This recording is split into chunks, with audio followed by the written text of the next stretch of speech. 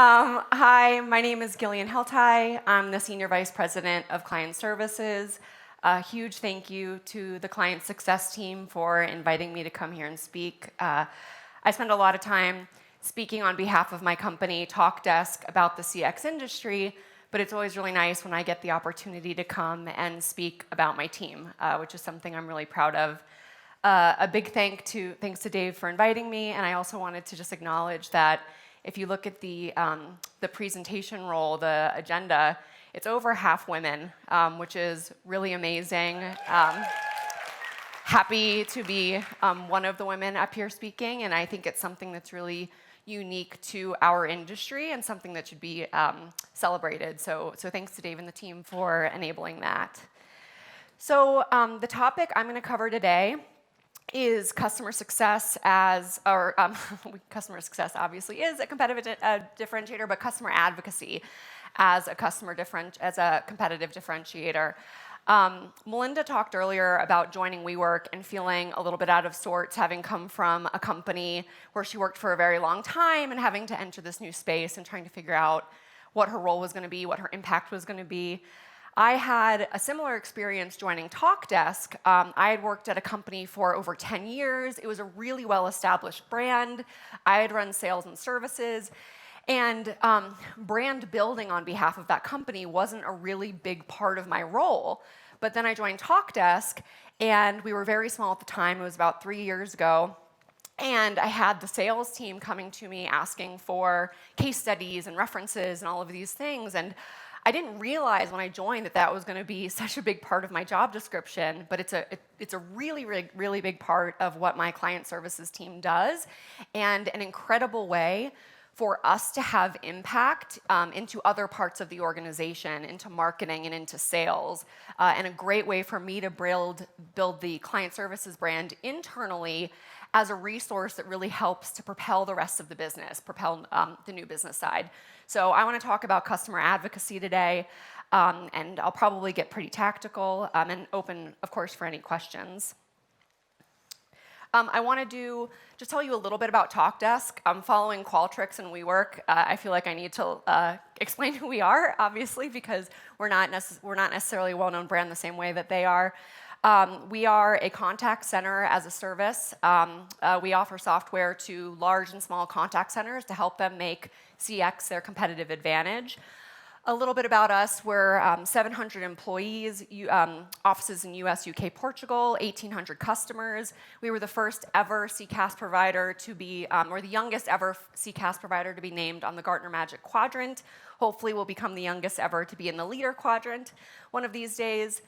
We're the #1 reviewed CCaaS provider on most websites. I'm going to talk a lot about reviews because it is a really, really great kind of propulsion mechanism for us on the new business side. And just to date us, we were founded in 2011, but really started to kind of pick up steam in 2014 and 2015. So just to get a quick poll of the room, how many of you work for companies that are, let's say, under $100 million in revenue? Okay, a lot. And how many of you are either directly or indirectly responsible for customer marketing or customer advocacy? Okay, great. That's helpful. So hopefully this will be a useful presentation. I'm going to talk a little bit about our customer marketing framework, and then I'm going to really dive into who are your advocates, how do you find them, where do you find them, and then how do you activate them. So a little bit about Talkdesk customer marketing. Disclaimer, I did not build this content. We have an amazing customer marketing team that we invested in about a year ago that has really served to up-level our efforts. Investing in customer marketing is something that I'm really passionate about, and you have to find the right time in your company to start investing in customer marketing. But generally speaking, companies do it too late. And they put all that burden either on like a content team in marketing or on the customer success team, and you really get a lot of bang for your buck when you start to focus on customer marketing as its own function. So just to talk a little bit about the customer marketing initiative at Talkdesk, and then I'm going to dive into the advocacy topic. There are 3 kind of primary things that they're thinking about. They're thinking about how do they amplify advocacy. This is how do we engage with our really happy customers to drive positive sentiment, to get brand lift, to refer new customers. There are a bunch of tactics in there that I'll dive into more in a few minutes. How do we drive increased revenue? So this is where we start to get a little bit more one-to-one in our advocacy efforts. What can we do with our customers to help them bring in new customers? That could be referral programs, reference programs, on-site events. And then how do we deepen loyalty? I'm actually not going to cover this at all today, but a huge part of our customer marketing effort is giving back to our customers. How do we help them build loyalty and brand association with Talkdesk? We do this through our customer advisory board, through product advisory boards, through lots and lots of on-sites. So the customer marketing team is not just responsible for the new business side of the marketing effort, they are really responsible for retention marketing as well. So I want to talk a little bit about the Talkdesk move-up market and the stage at which I entered the company. Hopefully there's kind of part of this curve that resonates with you and where you are as an organization. So this was a little bit before my time at Talkdesk. I joined after they already had about 1,000 customers, kind of were well on their way to $50 million in revenue.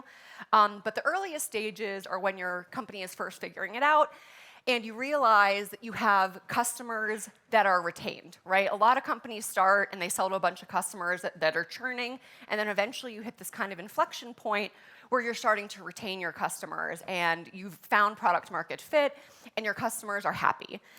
These are the customers that are going to serve as your biggest advocates if you're able to retain them over years. They are going to be the ones who stand up with you on stage and tell this story about how they grew with Talkdesk and how Talkdesk grew with them.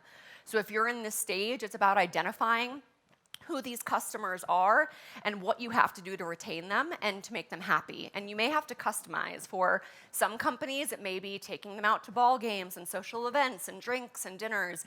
For others, it may be thought leadership and going on site and consulting. But figuring out who are going to be those. At first, it may only be 10, but then it's going to be 50, and then it's going to be 100. Who are those kind of core advocates that you're going to start building your program around? This is the phase that I joined Talkdesk, which is we have enough customers where we can actually start doing scaled references. Hooray. And often at that phase, it is entirely elbow grease driven, right? Which it looks something like this. AE, or the sales representative, has a new business deal. They Slack the director of customer success or the success Slack channel, or they send an email, or they text me, and they say, hey, I'm trying to close this deal by the end of the month. They just asked me if we could do a customer reference. Is there any customer that's referenceable? There's no constraints around it. I don't need a geography. I don't need a certain number of seats or a certain size. Just give me anyone who's willing to say that Talkdesk is happy. And then there's lots and lots of that, right? That starts happening once a month, and then a couple of times a month, and then a couple of times a week. And you're just kind of throwing bodies at it. You as a leader might be kind of jumping on the grenade and just like trying to solve all of it because you don't want your customer success team to be kind of overburdened by having to deal with the sales team directly. And then maybe there comes an inflection point. For Talkdesk, that was when we raised our Series B and raised $100 million for the purposes of driving sales and marketing up. So we hired a ton of new sales reps. A lot of them were from our space. They were kind of enterprise level when we had been mostly an inside sales team up until that point. And we had all these new enterprise AEs that were kind of used to a certain way of doing things. And all of a sudden, it wasn't a thankful message from a commercial AE asking me for one reference. It was like 20 AEs pinging me on every single channel saying, hey, I'm filling out an RFP. I need 3 references, and I need a commitment to an on-site visit. So this is when I'm kind of like, I can't do this by myself anymore. And that's when we decided to invest in customer marketing. So we hired 1, and then we hired 2 more, and then we hired 2 more. Our customer marketing team is now 5 people globally. We hired people who knew what they were doing. We refined our reference process, which was a big point of a big kind of tension point, and a lot of the manual effort that I was doing and the rest of the leadership team was doing. And then we really started focus on scaling our programs, and that's what I'm going to talk about today, which is how do you start thinking about scaling your advocacy programs?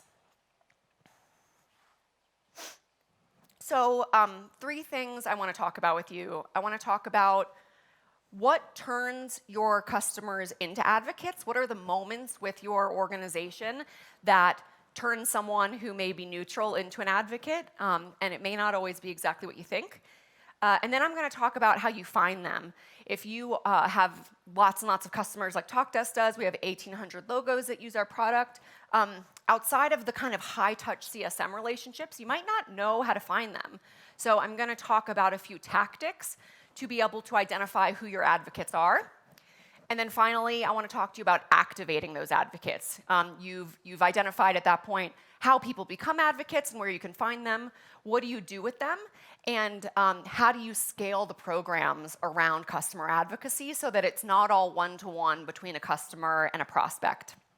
So on this first topic of what makes customers advocates, there are a couple of different things that I have found really kind of drive that conversion from a customer to an advocate. The first one is kind of a no-brainer, right? It's love for your product. These are people who often are admins of the product. Maybe they were the original buying champion of your product, and they found that you delivered the value that you had promised. So these are really low-hanging fruit in terms of people that are going to be willing to advocate for you on your behalf. But that's not the only reason. It doesn't have to be this like really deep, engaged love for your product or the UI. There are a lot of other things that drive customer advocacy. One is improvement of experience versus the prior provider. Maybe they were in a lot of pain before they joined your company. And as a little bit of an aside, this is why documentation and discovery and note-taking in the pre-sale process is so critical. Like, you really have to have your AEs and SEs aligned with trying to capture and document the reasons why they're coming to your organization, because then you get to use that later. Maybe it was they weren't able to deliver the CSAT that they needed, or the response times that they needed, or maybe it was that they weren't able to deliver a compelling vision to their customers. Whatever it is, there's a reason they chose to look for a service and why they chose your company. So maybe it's not that your product is perfect, right? Maybe it's just that it is such an improvement versus what they had before that they can come and help you tell that story. Another one that I think a lot of us probably lean on a lot is that personal relationship with your account team.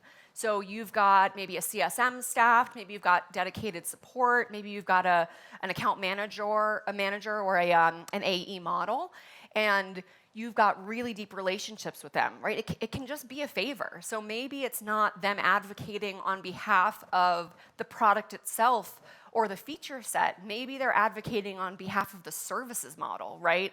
Like, this company gives me the most amazing service, and they really care about the business, and they listen to me, and they empathize, like what Dave was talking about earlier. It doesn't have to be about the product. We do lots of reference calls that are just about the service delivery at Talkdesk. And if you focus it, then that can be really powerful, and something that, by the way, that we can control. I know that one of the things that's really hard for me in services leadership, and probably for a lot of you, is like, you don't necessarily own the product, right? So there may be things that you know could drive value and better experience on product, and your product team may be aligned to delivering it, but they have all these competing priorities. So if you try to focus on the services relationship, that is something that's entirely within your control, and it's really empowering to focus on that. Relatedly, a great support experience. It doesn't have to be that they're advocating on behalf of this one-to-one, right? It's not like, oh, my CSM Mary is amazing, or my AE Melissa is like a rock star. Maybe it's that every time they email in support, they get a response. And maybe the response isn't complete at the beginning. Maybe it's, hey, this is Mike. I'm reading your email. I'm going to give it some thought in the next couple of hours and get right back to you. And then Mike comes back and he delivers the answer, or he delivers a path to an answer. So it doesn't have to be the more expensive kind of one-to-one relationship. Maybe it's that you've invested in support, and that is something that they're willing to really kind of express thankfulness externally about. And then finally, I think one that can often be a little scary, but is usually kind of the most powerful, is this notion of overcoming a challenge together. How many of you are responsible for implementation of your product? Okay, so maybe about a third. At Talkdesk, I'm responsible for the entire post-sales experience, which at Talkdesk is professional services, the implementation team, the customer success team, technical account management, which sits along success, and then technical support. But I'm also responsible in the pre-sale process for sales engineering and value engineering. So we've combined all of that into the customer experience team that I manage, and the reason the pre-sale portion is in there is because we want to be really focused on scoping and delivering things that we can actually, scoping for delivering things that we can actually build, and making sure that we're talking about value really early on. So if you can imagine, my scope is kind of the pre-sale process, which you always risk a little bit of overselling, and then the implementation team and kind of ongoing steady state. So point being, there's like a lot of opportunity for challenge in there. Like maybe the AE was a little liberal in terms of something that we could do in a certain amount of time. Maybe the implementation went sideways and got delayed. Maybe at the beginning there was misalignment about what success was supposed to do for them. Maybe the support team wasn't responsive enough. Often those customers who have a rocky point in their relationship with Talkdesk become our biggest advocates because we're able to overcome this challenge with them together, right? It requires overcoming, no doubt, but when you have someone that you go through kind of a hard time with, when you come out the other end, they're generally really thankful if you manage it well, and then it's also, it's kind of more real, right? When they get on stage and talk with you, or they do a customer reference call, or they attend a live event, they get to, they're very authentic because they say, you know what, it wasn't always rosy, but there was this challenge, and Talkdesk really kind of stood up and helped us get through it, and they took accountability for their faults, and now I really trust them. And that's like a way more powerful story than, hey, things have been roses all the time, like it's amazing, no problems ever. Like that doesn't feel real. The former story does feel real. Okay, thanks. Okay, so we talked about what makes your customers advocates. Now I want to talk about how you can find them. A couple of tactics in no particular order. Support CSAT surveys. How many of you offer support and solicit feedback at the end of every ticket? Okay, so that is great data, right? I'm guessing a lot of you look at those data in terms of like anytime you get a negative response or a thumbs down, like, uh-oh, what did we need to do to fix this? But that's also a really great way to find potential advocates. Maybe one positive response isn't going to be an advocate, but if you have someone who's repeatedly giving you positive feedback, or goes out of their way to give you qualitative feedback, to say, they didn't just give you like the 10 out of 10 or the thumbs up, they said, hey, I love that every time I email in, like Darius is able to identify my problem really quickly and get me through it. It's like, okay, that's clearly someone who has a special relationship with us. They're someone that we should engage with for advocacy. NPS surveys is another way. I have a screenshot up here. We use a tool that we were able to integrate with Slack, and we've got a channel where I get an alert anytime an NPS survey is filled out. That means that anytime there's something negative, me and the head of product and the CSM can kind of have a quick chat about why do we think we got a low score. It also means we've got real-time data about who likes us. The customer marketing team is on this like a hawk, and twice a week they're actually reaching out to these individuals to understand, thanks for the 10 out of 10. What makes you happy? Is there anything that we can do to engage with you better? Would you mind being an advocate for Talkdesk? Targeted customer feedback surveys. We're getting into the habit of doing this quarterly. So again, another kind of quantitative way to poll your customer base. And by the way, the surveys can often be a better way to identify and engage with decision makers, because we don't typically have executive sponsor or business decision maker filling out CSAT or NPS surveys. But if you can develop an executive survey, this may be a way to identify more senior folks to participate in your advocacy program. CSM, account manager, AE, whoever owns the relationship, they can just ask, right? They can ask formally. You can put together a slide in your QBR or your regular meeting that says, Talkdesk customer advocacy program. Here's what we ask. Here are the benefits. Would you be interested? right? Like there's no risk in just coming out and asking that question, because if they say no, that's actually pretty useful information for your CSM team, right? If they're saying no, and they're not saying it's because I'm in kind of a regulated company and I'm not allowed to do advocacy, then that's like a pretty big red flag, and that can be kind of, you can think about that in terms of account health. They can also do it informally. They're out to lunch or on a site visit. You send them a little email. Don't be afraid to ask. And then another thought is you can get it into the contract, right? Dave talked a little bit earlier about CSMs owning the renewal. Whoever's owning that renewal event, generally speaking, your customer may be asking something of you. Maybe they want a discount. Maybe they want relaxed payment terms. Maybe they want you to give a new product for 6 months to kind of trial for free. Whatever it is, maybe the customer advocacy program is a lever, if it's appropriate. Say, you know what, fine, like I'm happy to do this for you, but there's something I want in return. Would you be willing to be an advocate for our company and help us grow our business? And generally speaking, they're going to say yes, because they're renewing, right? Like they're happy at that moment. And then another tactic for finding your advocates is local event attendance. Obviously, the asterisk here is that local event attendance is generally pretty expensive. If you want to run a program around local events, like that is a big investment. So obviously, not all of our companies are going to be at the stage where we can make that sort of investment, but it also doesn't have to be fancy, right? Like Talkdesk has a big presence in San Francisco. We can throw a happy hour and people will come, and it doesn't have to be, like something totally over the top. But people that come to local events, that come to maybe your big kind of annual event, like CS100, I guess that people that are here that use the ClientSuccess product are like willing to be advocates. So this is a great place to find them. Okay, so then finally, I want to talk a little bit about activating your advocates.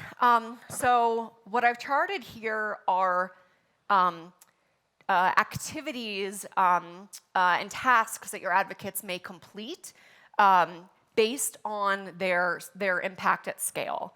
So starting from the top and moving down to the bottom, things that are kind of more one-to-one in their impact versus things that are more one-to-many. And our goal in kind of running customer marketing teams or facilitating customer marketing efforts should be more and more to be trying to push to the one-to-many. There's always going to be a need for those reference calls, but we have to be thinking about, like, okay, how do we get out of this rhythm and create more kind of scaled opportunities for our advocates to impact new business in a broader sense.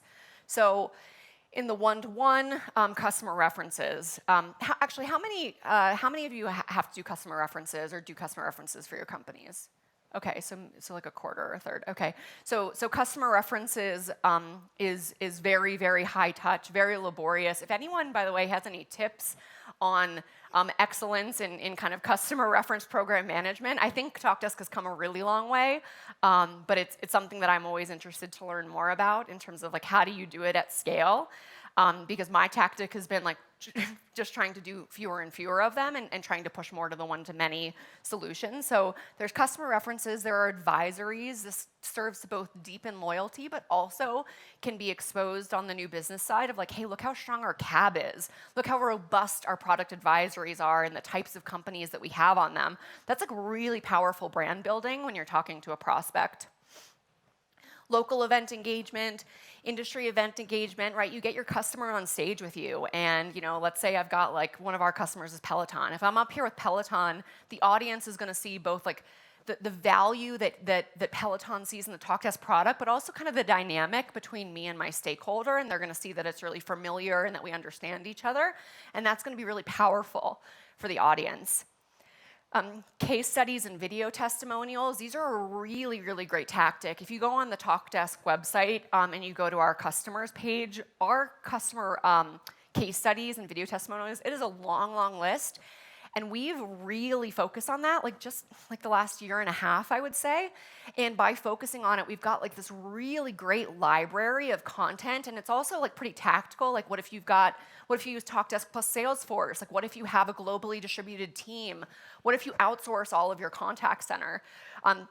you start to kind of dive into those sorts of topics. And if you properly enable your account executives, then what they can do is, let's say they're engaging with a company that entirely outsources to the Philippines. Very early on in the sales process, they can pull a case study or a video testimonial from a company that looks like them and says, hey, Miss Prospect, Mr. Prospect, we're talking about your business. I thought I'd share this because here's this other company that looks a lot like what we're talking about, and here's the success story that they had with Talkdesk. And maybe, just maybe, by doing that earlier on, we diffuse some of the need for the reference, right? Because we've already kind of accomplished the goal of trust building and that like proxy for word of mouth. Online reviews are something that Talkdesk invests a lot in. You can see kind of on Gartner Peer Insights, and this bottom one is G2.